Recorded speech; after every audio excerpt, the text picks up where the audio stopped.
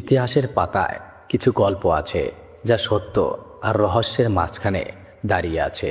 আরবের এক দূরবর্তী গ্রাম, যেখানে রাত নামলেই অদ্ভুত সব ঘটনা ঘটতে শুরু করত। গ্রামের এক বৃদ্ধ বলল, গতরাতে আমি দেখেছি আগুনের মতো চোখ অন্ধকারে ঘুরে বেড়াচ্ছে। আরেকজন চিৎকার করে উঠল, আমার ছেলে হঠাৎ অসুস্থ হয়ে পড়েছে, কেউ যেন তাকে আঘাত করেছে। দিনের পর দিন গ্রামটা ভয়ের নগরীতে পরিণত হলো। কেউ রাতে বাইরে বের হতো না, মসজিদ পর্যন্ত ফাঁকা হয়ে গেল। অবশেষে গ্রামের মানুষ সিদ্ধান্ত নিল, তারা যাবে মদিনায়, সাহায্য চাইবে সেই ব্যক্তির কাছে যার সাহস আর ইমানের তুলনা নেই। তিনি হলেন হযরত আলী রাদিয়াল্লাহু তাআলা আনহু। মদিনা শান্ত নগরী, যেখানে আল্লাহর প্রিয় নবী মুহাম্মদ সাল্লাল্লাহু আলাইহি সাল্লামের আলো ছড়িয়ে আছে। গ্রামের মানুষ এসে উপস্থিত হলো। তারা কাঁদতে কাঁদতে বলল, এবং তা হযরত আলী রাদিয়াল্লাহু তাআলা আনহু শান্তভাবে শুনলেন, এবং তারপর তিনি দাঁড়ালেন, তার হাতে নিলেন তার তরবারি, এবং শুরু হলো এক রহস্যময় যাত্রা। কিন্তু এই যাত্রা কি শুধু যুদ্ধের, নাকি এর পেছনে লুকিয়ে আছে আরো বড় রহস্য?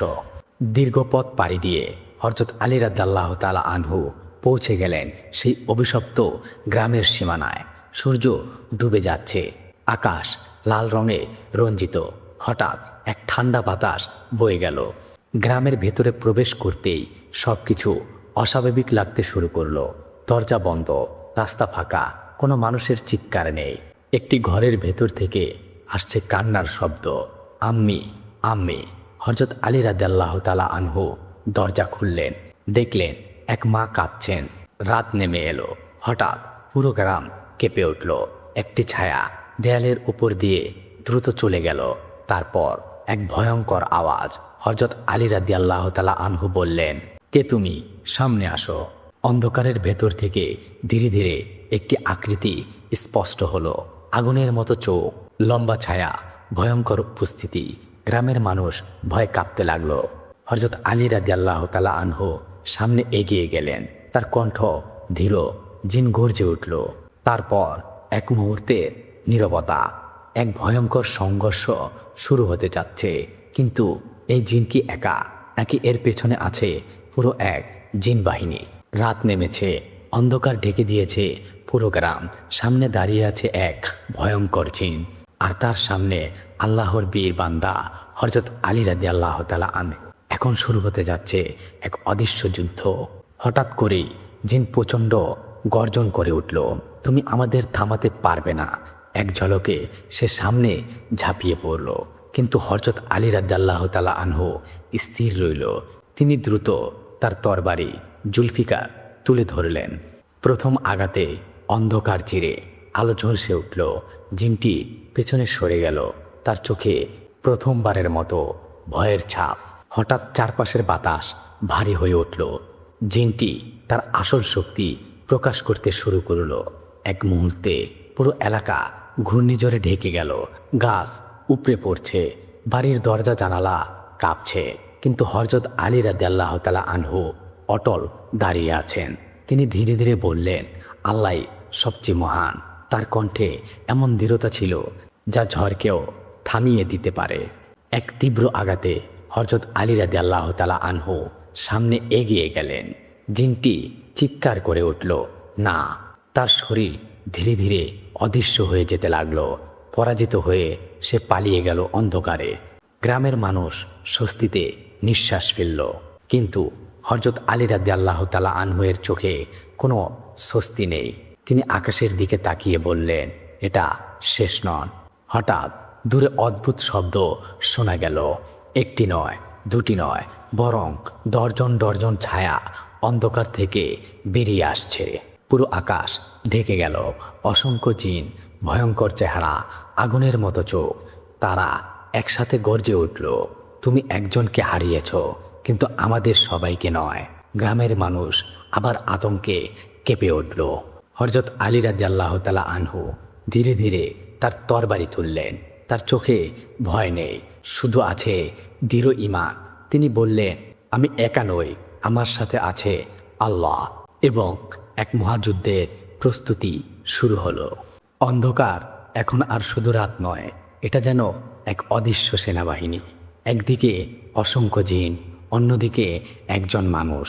কিন্তু তিনি সাধারণ কেউ নন, তিনি হলেন হযরত আলী রাদিয়াল্লাহু তাআলা আনহু। আজ নির্ধারণ হবে সত্যের শক্তি না অদৃশ্য আতঙ্কের আধিপত্য। পুরো গ্রাম কাঁপছে। জিনদের বিশাল বাহিনী চারদিক থেকে ঘিরে ফেলেছে। তাদের চোখ জ্বলছে আগুনের মতো, আর তাদের কণ্ঠে ভয়ঙ্কর গর্জনে ভরা। গ্রামের মানুষ ঘরের ভেতর কাঁপছে, কিন্তু গ্রামের মাঝখানে দাঁড়িয়ে আছেন হযরত আলী রাদিয়াল্লাহু তাআলা আনহু। তিনি চোখ বন্ধ করে দোয়া করলেন, হে আল্লাহ, তুমিই আমার শক্তি, তুমিই আমার সাহস। তারপর ধীরে ধীরে তিনি চোখ খুললেন। হঠাৎ এক বিকট চিৎকার, আক্রমণ। একসাথে জিন বাহিনী ঝাঁপিয়ে পড়ল। আকাশ অন্ধকার হয়ে গেল। হযরত আলী রাদিয়াল্লাহু তাআলা আনহু সামনে এগিয়ে গেলেন। তলোয়ার জ্বলসে উঠল। প্রথম আঘাতে একজন জিন ছিটকে পড়ল। দ্বিতীয় আঘাতে আরেকটি অদৃশ্য হয়ে গেল। তিনি থামছেন না। প্রতিটি আঘাতই ধীর ও সুনির্দিষ্ট, কিন্তু শত্রু অনেক। চারদিক থেকে জিনরা ঘিরে ধরল। একটি জিন পিছন থেকে আক্রমণ করল, আরেকটি সামনে থেকে ঝাঁপিয়ে পড়ল। মুহূর্তের জন্য পরিস্থিতি কঠিন হয়ে উঠল, কিন্তু হযরত আলী রাদিয়াল্লাহু তাআলা আনহু পিছিয়ে যাননি। তিনি জোরে বললেন, আল্লাহু আকবার। এই ধ্বনি যেন আকাশ কাঁপিয়ে দিল। জিনেরা মুহূর্তের জন্য থমকে গেল। এই সুযোগে হযরত আলী রাদিয়াল্লাহু তাআলা আনহু একের পর এক আঘাত হানলেন। তার তরবারি জুলফিকার অন্ধকার চিরে আলো তৈরি করছে। প্রতিটি আঘাতে একটি করে জিন পিছু হটছে। তাদের চোখে এখন ভয়। এটা সম্ভব নয়। একজন মানুষ এত শক্তিশালী কিভাবে? হঠাৎ সবচেয়ে বড় জিনটি সামনে এগিয়ে এলো। তার আকার বিশাল, তার উপস্থিতি আরো ভয়ঙ্কর। সে বলল, এবার আমি নিজেই তোমার মোকাবিলা করব। পুরো যুদ্ধ থেমে গেল। সব চোখ এখন এই চূড়ান্ত লড়াইয়ের দিকে। এখন নির্ধারণ হবে এই যুদ্ধের ভাগ্য। হযরত আলী রাদিয়াল্লাহু তাআলা আনহু বনাম জিনদের নেতা। অন্ধকার ধীরে ধীরে সরে গেল। এক বিশাল আকৃতি সামনে এগিয়ে এলো। তার উচ্চতা যেন আকাশ ছুঁয়েছে। চোখ দুটো আগুনের মতো জ্বলছে। চারপাশে জিনেরা মাথা নিচু করে দাঁড়িয়ে আছে। এটাই তাদের নেতা। নেতা বলছেন, হে আলী, তুমি অনেক দূর চলে এসেছ। তার কণ্ঠে অহংকার, কিন্তু লুকিয়ে আছে এক অজানা আতঙ্ক। হযরত আলী রাদিয়াল্লাহু তাআলা আনহু সামনে এগিয়ে গেলেন। তার চোখে দৃঢ়তা, কণ্ঠে শান্ত শক্তি। এই ভূমি আল্লাহর, তোমার কোনো অধিকার নেই। জিন নেতা হেসে উঠল, আমরা শতাব্দীর পর শতাব্দী ধরে এখানে আছি, মানুষ এখানে থাকবে না। তারপর সে গর্জে উঠল, তোমাকে হারিয়ে আমরা এই যুদ্ধ শেষ করব। দুজন একসাথে ঝাঁপিয়ে পড়ল। প্রথম আঘাত মাটি কেঁপে উঠল। দ্বিতীয় আঘাত আকাশে বজ্রপাত হলো। জিন নেতার শক্তি অসাধারণ। সে দ্রুত, সে ভয়ঙ্কর, কিন্তু হযরত আলী রাদিয়াল্লাহু তাআলা আনহু এর প্রতিটি আঘাত নিয়ন্ত্রিত, শক্তিশালী, ইমানে ভরা। হঠাৎ জিন নেতা থেমে গেল। তার চোখে ভয়ের ছাপ। তুমি শুধু একজন যোদ্ধা নও, তোমার সাথে আছে এমন এক শক্তি যা আমরা দেখতে পারছি না। হযরত আলী রাদিয়াল্লাহু তাআলা আনহু শান্তভাবে বললেন, আমি একা নই, আমার সাথে আছেন আল্লাহ। এই কথা শোনার পর জিন নেতা পিছিয়ে গেল। এই সুযোগে হযরত আলী রাদিয়াল্লাহু তাআলা আনহু সামনে এগিয়ে গেলেন এবং এক শক্তিশালী আঘাতে জিন নেতা চিৎকার করে উঠল, না। তার শরীর ভেঙে যেতে লাগলো। অন্ধকার বিচ্ছিন্ন হয়ে গেল। এক মুহূর্তে সে সম্পূর্ণ অদৃশ্য হয়ে গেল। ধীরে ধীরে সব কিছু শান্ত হয়ে গেল। আকাশ পরিষ্কার, বাতাস স্বাভাবিক। জিন বাহিনী পালিয়ে গেল। গ্রামের মানুষ ঘর থেকে বের হয়ে এলো। তাদের চোখে আনন্দ ও কৃতজ্ঞতা। তারা বলতে শুরু করলো, আপনি আমাদের বাঁচিয়েছেন। হযরত আলী রাদিয়াল্লাহু তাআলা আনহু শুধু বললেন, সব প্রশংসা আল্লাহর। এই ছিল এক রহস্যময় যুদ্ধ, যেখানে ঈমান জয়ী হয়েছে অদৃশ্য শক্তির উপর। কিন্তু এই গল্প আমাদের কি শিক্ষা দেয়? একটি, রহস্যময় যুদ্ধ, একজন বীর আর এক অদৃশ্য জগৎ। কিন্তু এই গল্প কি শুধু কল্পনা, নাকি এর ভেতরে লুকিয়ে আছে বাস্তবতার আলো? আজ আমরা জানব সত্যটা কি। আপনি যে গল্পটি শুনলেন, হযরত আলী রাদিয়াল্লাহু তাআলা আনহু-এর সাথে জিনদের যুদ্ধ, এই গল্পটি জনপ্রিয়, অনেক জায়গায় বলা হয়, কিন্তু গুরুত্বপূর্ণ বিষয় হলো সহিহ হাদিস বা নির্ভরযোগ্য ইসলামী ইতিহাসে এমন কোনো ঘটনা স্পষ্ট প্রমাণ নেই।